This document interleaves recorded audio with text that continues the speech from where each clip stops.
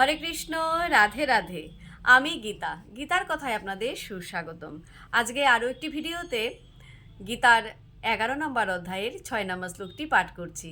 আপনারাও কিন্তু আমার সঙ্গে অবশ্যই পাঠ করবেন। ওং নমো ভগবতে বাসুদেবায়, ওং নমো ভগবতে বাসুদেবায়, ওং নমো ভগবতে বাসুদেবায়। পশ্য আদিত্যান বসুন রুদ্রান অশ্বিনৌ মরুত তথা বহুনি অদৃষ্ট পূর্বাণি পশ্য আশ্চর্যানি ভারত। অনুবাদ: হে ভারত, দ্বাদশাদিত্য, অষ্টবসু, একাদশ রুদ্র, অশ্বিনী কুমারোদ্বয়, 49 মরুত এবং অনেক অদৃষ্ট পূর্ব আশ্চর্যরূপ দেখো। তো ভক্তগণ, এমনি করে প্রতিদিন একটি করে গীতার শ্লোক পাঠ করুন আর এই দুর্লভ মানবজন্মকে ধন্য করুন।